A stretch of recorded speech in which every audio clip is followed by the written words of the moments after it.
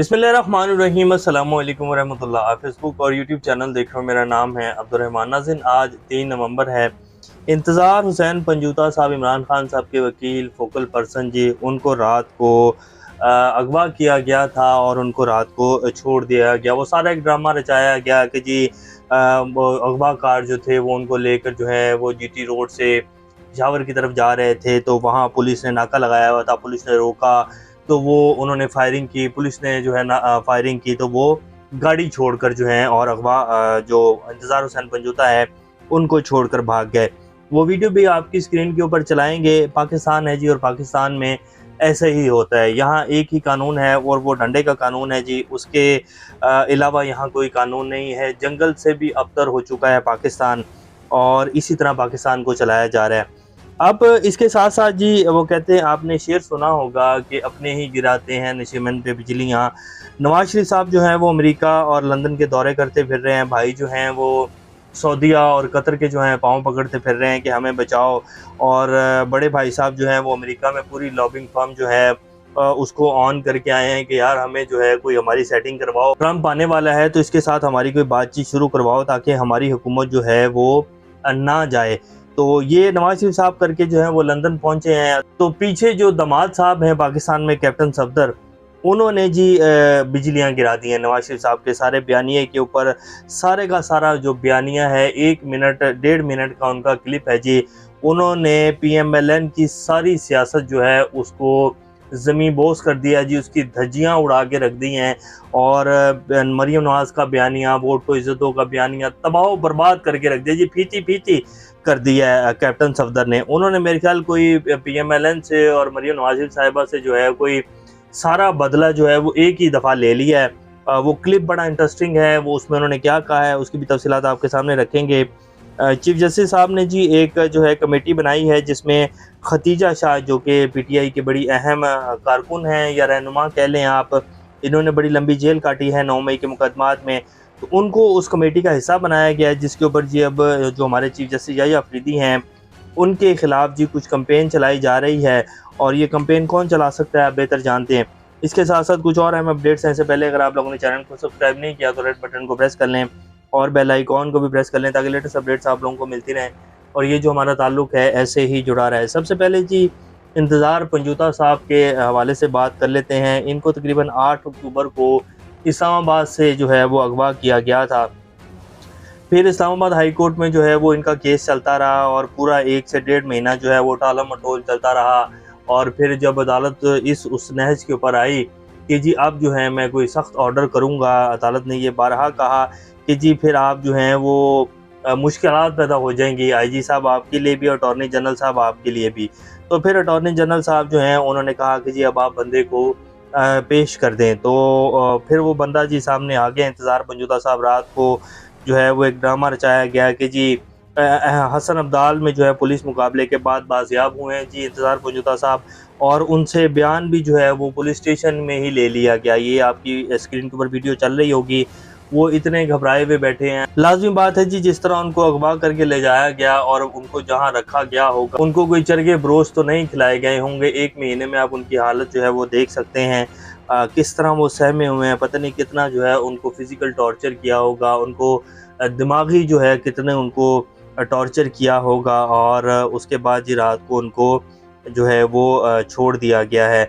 और पुलिस ने उनसे बयान लिया कि जी बताएं आपको कौन अगवा करके लेके गए थे। तो उन्होंने कहा कि जी अगवा कार थे, पठान थे और 2 करोड़ रुपए जो है वो मुझसे मांग रहे थे। ये को सारा जो है वो लिखा हुआ बयान जो है उनसे करवाया गया कि जी आपको इस शर्त के ऊपर छोड़ रहे हैं कि आपने ये बयान देना, और अगर आपने ये बयान ना दिया तो आप जानते हैं कि हम तो फिर उठा लेंगे। और ये तो बिल्कुल खुलेआम चल रहा है जी पाकिस्तान में कि यहाँ तो किसी को भी जो है किसी भी वक्त उठा कर ले जाया जा सकता है। और आप देखेंगे पिछले 2-2.5 साल में जो पाकिस्तान में हुआ है जी, जिस तरह अगवाकारियाँ हुई हैं, जिस तरह लोगों के घरों में चादर चारदीवारी का तकद्दुस पामाल किया गया। अभी थोड़े दिन पहले जो है वो एक खातून जो थी, जो कि PTI के एक MP हैं, MN है सॉरी, उनके घर में इस्लामाबाद में जो है वो 8 या 9 नवंबर को पुलिस नामालूम अफराद घुसे।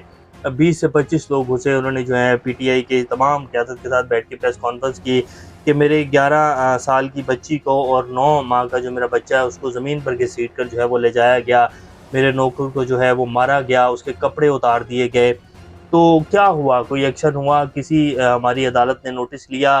किसी ने बुलाया आईजी साहब को कि जी कौन लोग हैं जो इस तरह घुस जाते हैं लोगों के घरों में? ये कहाँ से आते हैं? कौन इनको ऑर्डर देता है? किसके हुक्म के ऊपर ये जाते हैं?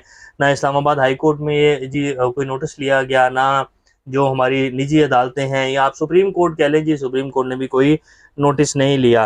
तो ये हमारा इंसाफ का निज़ाम जी ऐसे ही चल रहा है। ये वकला बिरादरी, तमाम जो वकला बार एसोसिएशंस हैं जी, ये कह रहे थे कल जो एक्शन कमेटी का इजलास हुआ है कि जी हम ईसानी तरमीम को नहीं मानते हैं। आईनी तरमीम तो आप क्या जी वापस करवाएँगे और क्या तरीके चलेंगे? आप अपने जो वकला हैं उनको तो आप लोग बचा नहीं पा रहे हैं।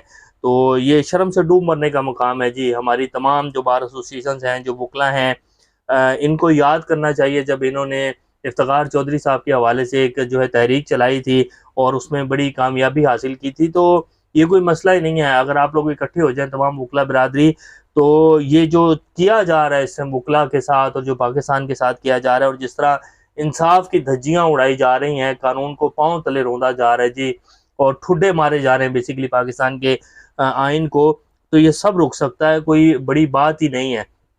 सिर्फ एक जान होकर जो है एक नारा लगाने की देर है। तो उसके बाद ये जितने भी लोग हैं जो अपनी हदूद से बाहर निकल कर काम कर रहे हैं, इनकी तबीयतें साफ़ हो जाएँगी और ये वापस हो जाएँगी, क्योंकि ये डरे हुए लोग हैं जी। कोई इंसान जो गैरतमंद इंसान है वो इस तरह की हरकतें नहीं करता जिस तरह की पाकिस्तान में इस टाइम की जा रही हैं कि रात को घरों में घुस जाओ और मासूम शहरियों को उठाकर ले जाओ और उनको जो है 20-20, 25-25 दिन उनके साथ पता नहीं क्या-क्या कुछ जो है वो किया जाता है। तो बहरहाल इंतज़ार पंजूता साहब जी सामने आ गए हैं, अल्लाह उनको जो है वो सब्र दे और उनके अहले खाना को भी जो है उनकी सब्र ही कहा जा सकता है जी, इसके अलावा क्या कहा जा सकता है, क्योंकि इंसाफ तो यहाँ नापैद हो चुका है, इंसाफ तो यहाँ नहीं मिलेगा।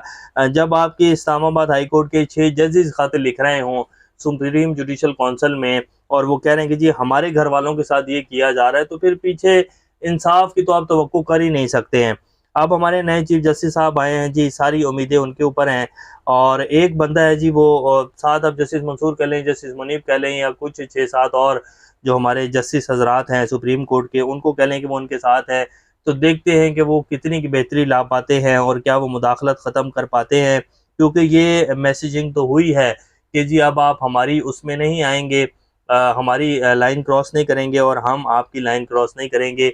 अगर ये लाइन क्रॉस हुई और मुदाखलत हुई अदलिया में, तो फिर इसका बड़ा जो है वो ज़बरदस्त रद्द-ए-अमल दिया जाएगा। तो लग जाएगा आने वाले दिनों में पता कि क्या होता है और क्या कद्दू में तीर मारा जाता है।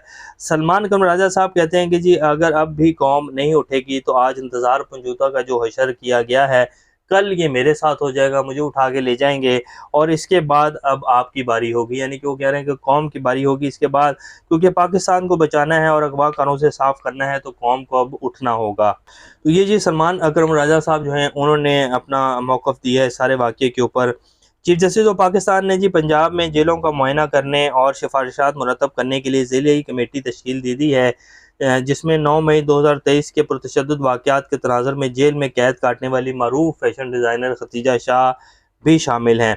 और इस इजलास में जो है लाहौर हाई कोर्ट की जो चीफ जस्टिस हैं आलिया नीलम भी शरीक थी। कल जो ये इजलास हुआ है और उसके बाद जी ये तस्वीर भी बल्कि आपकी स्क्रीन के ऊपर चला देते हैं, आहत चीमा साहब जो कि सेनेटर भी हैं और ये ब्यूरोक्रेट भी थे आहत चीमा साहब और नवाज शरीफ और शहबाज शरीफ साहब के काफ़ी करीब समझे जाते हैं।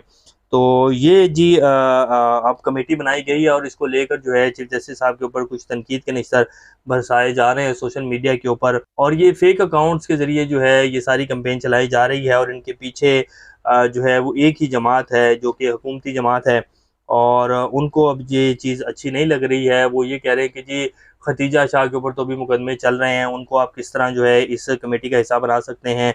तो बहरहाल खतीजा शाह को जी इस कमेटी में नामज़द किया गया है और ये बड़ा अहसन कदम है चीफ जस्टिस साहब की तरफ से।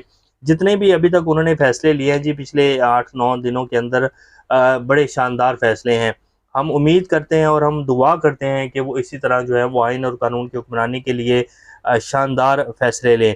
अब आ जाते हैं जी कैप्टन सफदर साहब के ऊपर। उन्होंने किस तरह नवाज शरीफ की नैया डुबोई है और उन्होंने किस तरह जो है वो उनके ऊपर बिजलियाँ गिराई हैं उन्होंने कहा है कि जी नवाज शरीफ का इलेक्शन मानसेरा से उन्होंने चोरी किया, जो नवाज शरीफ को लंदन से वापस लाए। यानी कि एक तो उन्होंने लंदन प्लान भी कंफर्म कर दिया, दूसरा उन्होंने ये भी बता दिया कि जी नवाज शरीफ साहब जो हैं वो डील करके लंदन से वापस आए हैं। फिर उन्होंने कहा कि अब आवाम की खिदमत का कोई फ़ायदा नहीं है, आवाम की खिदमत से वोट नहीं मिलते हैं, बल्कि एक ख़ास जगह जाकर सल्यूट मारने से सब कुछ मिल जाता है और 47 नंबर की प्लेट भी मिल जाती है। यानी कि 47 जो फॉर्म 47 है वो भी मिल जाता है, और उसके बाद आप जीत जाएं और असम्बलियों में बैठें और अरबों रुपए की करप्शन करें और घरों को जाएं। अब आवाम के वोट से तो आपको नहीं आने दिया जाएगा। तो उन्होंने जी पिछले साल 1.5 साल में जो कुछ हुआ, जो डीलें हुई, जो सब कुछ किया जाता रहा, अभी कल ही ये खबर लगाई गई हमारे जो सिक्योरिटी अदारे हैं उनकी तरफ से कि जी हमारा सियासत से कोई लेना देना नहीं है, हमने ये बड़ी देर पहले से फैसला कर लिया था।